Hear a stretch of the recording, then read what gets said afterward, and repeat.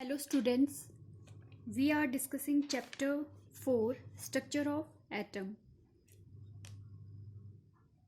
Today we will discuss on Bohr model of atom. Previous lecture में हमने discuss किया था Rutherford model of atom. Model of atom यहाँ पे Rutherford ने क्या है अल्फा स्कैटरिंग एक्सपेरिमेंट किया. ठीक है, by alpha scattering experiment he discover nucleus.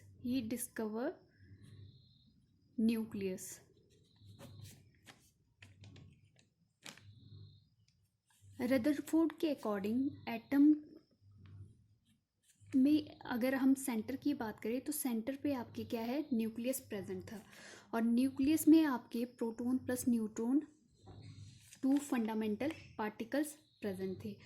Third जो फंडामेंटल पार्टिकल था इलेक्ट्रॉन वो around the nucleus circular path में आपका न्यूक्लियस के अराउंड मूव कर रहा था. ठीक, तो जो रदरफोर्ड है उन्होंने अपने अकॉर्डिंग क्या है एटॉमिक स्ट्रक्चर तैयार किया, लेकिन इस एटॉमिक स्ट्रक्चर की क्या है लिमिटेशन थी. फर्स्ट लिमिटेशन क्या थी कि it could not explain stability of atom. ठीक है, could not explain stability of atom कि आपका जो एटम है वो स्टेबल क्यों है, क्योंकि मैक्सवेल के अकॉर्डिंग क्या था कि अगर आपका इलेक्ट्रॉन सर्कुलर पाथ में कंटिन्यूसली मूव कर रहा है तो it should emit the energy. तो इलेक्ट्रॉन्स को क्या है एनर्जी को एमिट करना चाहिए. अगर वो एनर्जी को एमिट करता है तो वो कंटिन्यूसली क्या है अपनी एनर्जी को लूज़ करेगा तो इसकी वेलोसिटी क्या है लूज़ होती रहेगी. ठीक है, और कम होती रहेगी और अराउंड द न्यूक्लियस ये स्पाइरल पाथ में क्या है एट लास्ट इस टाइप से घूमकर न्यूक्लियस में फॉल डाउन करेगा. बट रियलिटी में ये ऐसा नहीं हो रहा था ये सिचुएशन. तो रदरफोर्ड इसका रिस्पॉन्स नहीं दे पाए थे, तो he could not explain the stability of atom. Next जो लिमिटेशन थी वो इलेक्ट्रॉनिक अरेंजमेंट या इलेक्ट्रॉन्स की अरेंजमेंट अराउंड द न्यूक्लियस किस टाइप से होगी. ठीक है, जो इलेक्ट्रॉन्स फिल हो रहे हैं अराउंड द न्यूक्लियस वो आपके इलेक्ट्रॉन्स की फिलिंग किस टाइप से होगी. तो ये भी वो क्या अरेंजमेंट को डिस्कस नहीं कर पाए थे. फिर नेक्स्ट जो आपके साइंटिस्ट थे बोहर, उन्होंने वर्क किया स्ट्रक्चर ऑफ एटम पे. तो वहाँ पे उन्होंने मैक्सवेल की थ्योरी को स्टडी किया, ड्यूल नेचर ऑफ लाइट को स्टडी किया और वहाँ से कंक्लूड करके क्या है एक एटॉमिक स्ट्रक्चर उन्होंने तैयार किया. ठीक है, मेन इनका क्या है इन्होंने रदरफोर्ड को सपोर्ट किया कि हाँ सेंटर पे न्यूक्लियस प्रेजेंट है, इलेक्ट्रॉन्स भी around the nucleus circular path में मूव कर रहे हैं. तो इन्होंने मेन जो डिस्कशन किया वो इलेक्ट्रॉन्स के अरेंजमेंट के बारे में बताया कि आपके न्यूक्लियस के अराउंड जो इलेक्ट्रॉन्स की फीलिंग होती है वो किस टाइप से होती है. ठीक है, now we discuss Bohr model of atom. The limitation of Rutherford model atom was explained by Niels Bohr in 1885 to 1962. He stated that although the fast moving electron is expected to lose energy as the radiation, which was suggested by Maxwell, but it does actually lose energy. In fact, out of infinite number of orbits that are possible for the electrons, it can revolve only in a certain fixed orbit with definite amount of energy. In other words, the energy of the electron is stationary, or it is said to be stationary state. In this state, the electrons is not in the position to either lose or absorb energy or as radiation, and therefore it revolves in the same orbit without losing the energy. This accounts for the stability of atom. अब Rutherford explain नहीं कर पाए थे कि ये stability electrons की क्यों है, ठीक है, एटम स्टेबल क्यों है। तो यहाँ पे बोहर ने एक्सप्लेन किया कि मैक्सवेल के अकॉर्डिंग जो आपकी मैक्सवेल थ्योरी है, तो उन्होंने बोला इलेक्ट्रॉन्स क्या है आपका कंटिन्यूसली अगर मूव करता है तो एनर्जी को लूज करता है, बट ऐसा उन्होंने एक्सप्लेन किया कि जब भी आपका electrons around the nucleus circular path में मूव करता है तो वो फिक्स्ड ऑर्बिट पे क्या है आपका रिवॉल्व करता है। फिक्स्ड ऑर्बिट में अगर रिवॉल्व करता है तो इसकी एनर्जी भी फिक्स्ड होगी, इलेक्ट्रॉन्स की एनर्जी क्या है फिक्स्ड होगी। और अगर हम वेलोसिटी की बात करें वो भी आपकी फिक्स्ड होगी, ठीक है। तो अगर इलेक्ट्रॉन की क्या है फिक्स्ड वेलोसिटी है, एनर्जी है, तो वो क्या है around the nucleus circular path में मूव करेगा। अगर ये इलेक्ट्रॉन्स अपनी एनर्जी को लूज करता है या गेन करता है तब ये क्या है अपने पाथ से क्या है रिवॉल्व करेगा, ठीक है, या अपने पाथ को छोड़ के क्या है ये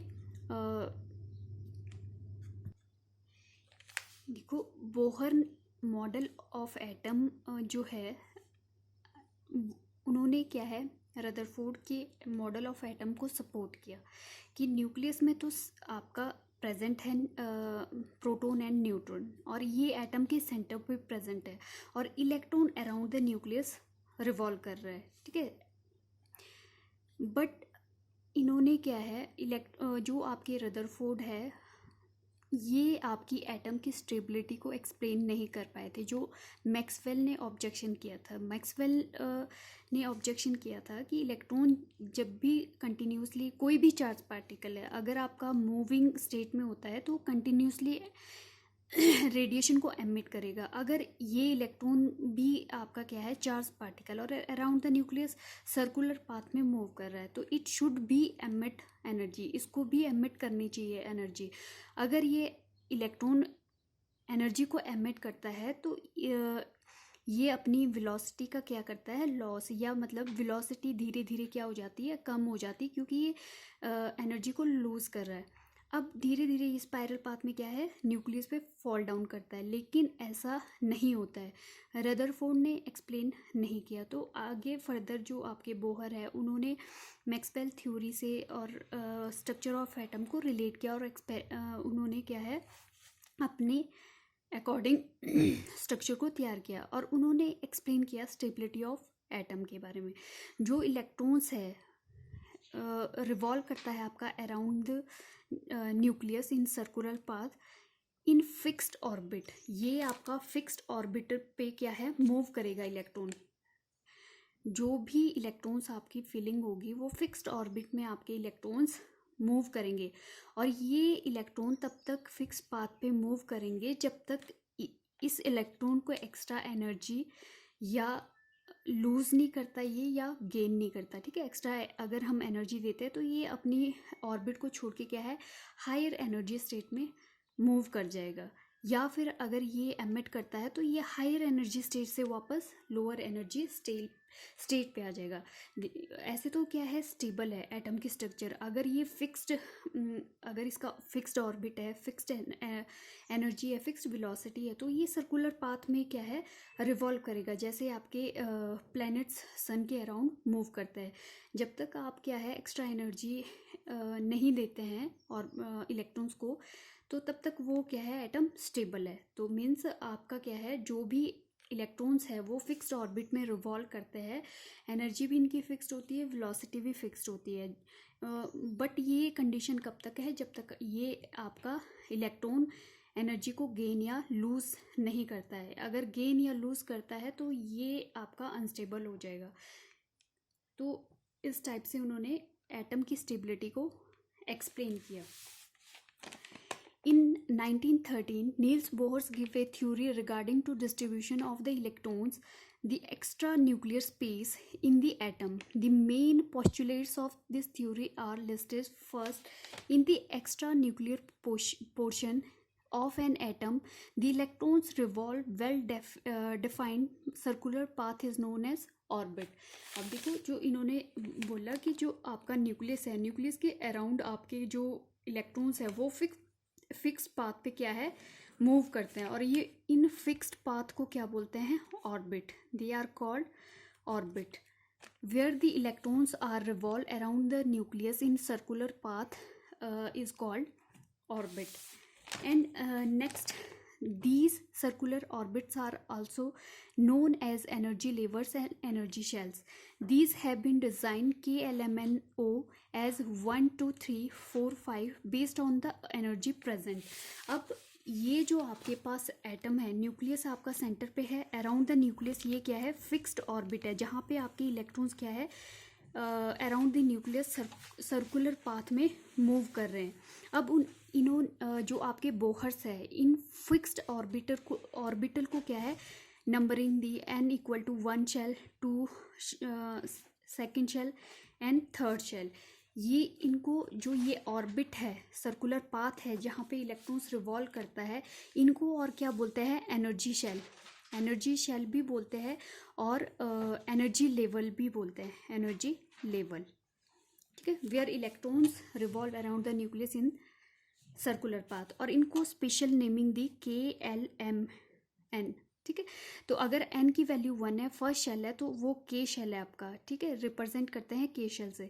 अगर आपका n की वैल्यू 2 है तो आपका L से रिप्रेजेंट करते हैं. अगर n की वैल्यू 3 है तो आपका क्या है, 3 है. तो यहाँ पे क्या है, उन्होंने एक्सप्लेन किया कि जो अराउंड द न्यूक्लियस है, इलेक्ट्रॉन्स क्या है आपका डेफिनेट पाथ में मूव करते हैं, और ये डेफिनेट पाथ को क्या बोलते हैं, ऑर्बिट या एनर्जी शेल या एनर्जी लेवल्स, और उनको particular naming the KLMN. The order of energy of these shells are K is less than L, M then N then O. जो भी आपकी एनर्जी है, अगर हम नियरेस्ट की बात करें, फर्स्ट शेल की एनर्जी सबसे लो होगी, फिर उसके बाद L की, फिर M की, फिर N की. While revolving in an orbit, the electron is not positioned to either lose and gain energy. In other words, its energy remains stationary. Therefore, these energy state for the electrons also known as stationary state. अब जब electron in particular orbit पे अगर move करता है आपका, तो यहाँ पे क्या है, आपका इलेक्ट्रॉन्स फिक्स्ड पाथ में मूव करता है. तो ये आपका फिक्स पाथ पे मूव करेगा जब तक ये इलेक्ट्रॉन्स आपका क्या है, एनर्जी को गेन या लूज़ नहीं करता है.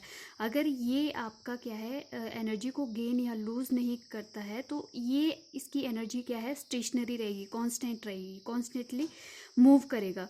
तो अगर कॉन्स्टेंटली मूव करेगा तो इलेक्ट्रॉन्स की ये क्या है, स्टेशनरी स्टेट है. ठीक है, यहाँ पे ना तो इलेक्ट्रॉन लूज़ कर रहा है, ना आपका एनर्जी को गेन कर रहा है. तो ये आपका फिक्स्ड ऑर्बिटर में मूव करेगा अराउंड द न्यूक्लियस, इसलिए आपका न्यूक्लियस क्या है, स्टेबल है. नेक्स्ट इन्होंने डिस्कस किया था अरेंजमेंट. अब इन जो सब शेल है आपके प्रेजेंट है, जो आपकी शेल्स प्रेजेंट है, मेन एनर्जी शेल्स या एनर्जी लेवल्स. अब इन्होंने क्या है, एक रूल दिया, 2n² रूल, बोहर ने. तो अकॉर्डिंग टू दिस रूल, ठीक है, यहाँ पे जो एटम के अंदर है, इलेक्ट्रॉन्स की फीलिंग होती है इन शेल्स के अंदर. तो ये 2n यहाँ पे क्या है, these energy levels, energy shells या एनर्जी लेवल.